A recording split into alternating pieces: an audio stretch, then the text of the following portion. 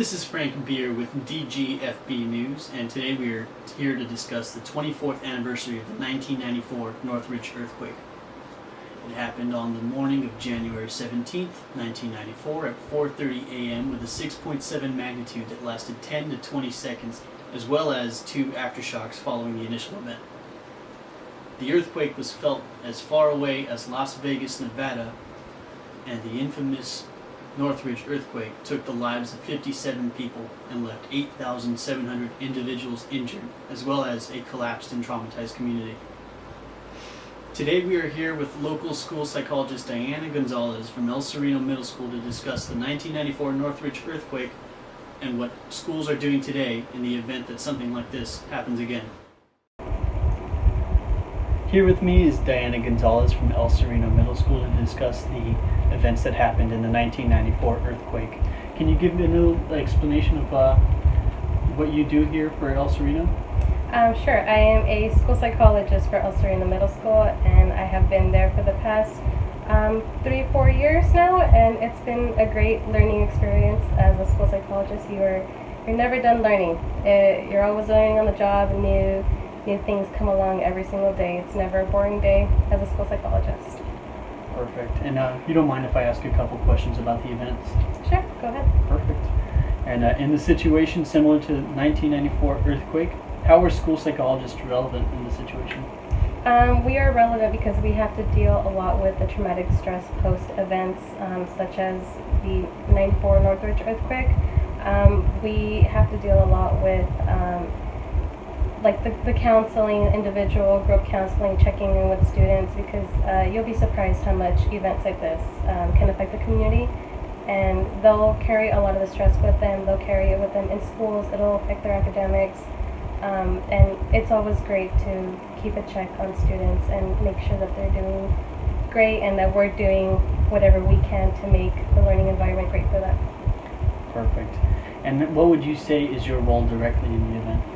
Directly, I would be the one providing the counseling services. I am also responsible for providing, researching, as well as informing parents and families the sources that are available to them, and how, as a school, we don't just teach their students, but how we also are a source of help, and how we can provide that help as informing them and telling them what services in the community are available to them.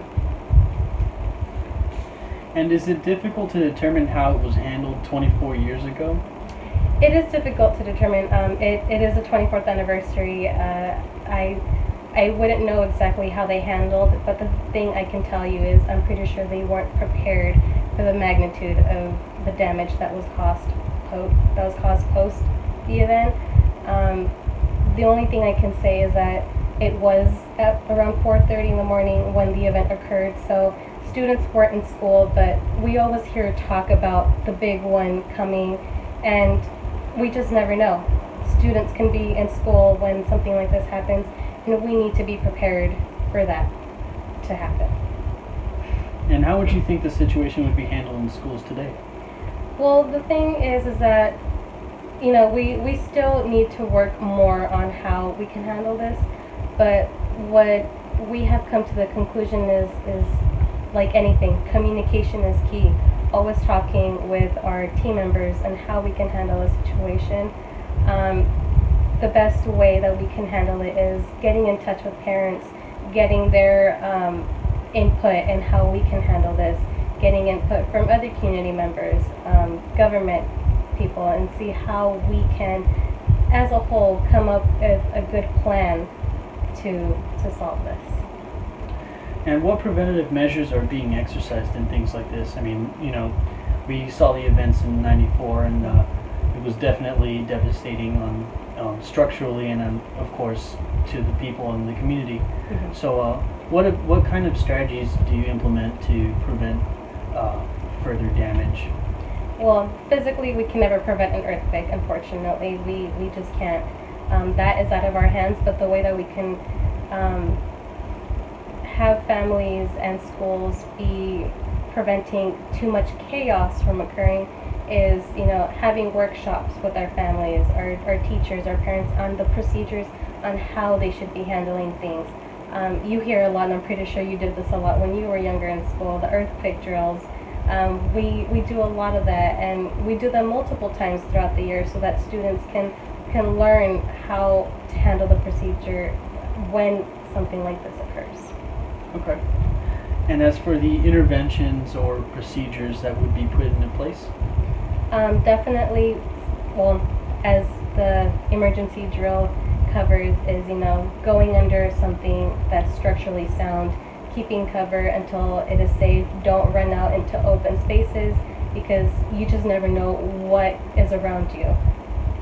Of course. We all understand that these situations can be pretty stressful and that things will happen, and we definitely do not know when or how we're going to handle it, but these measures hopefully will fix these problems and prevent a lot of lives from being lost, and as well property.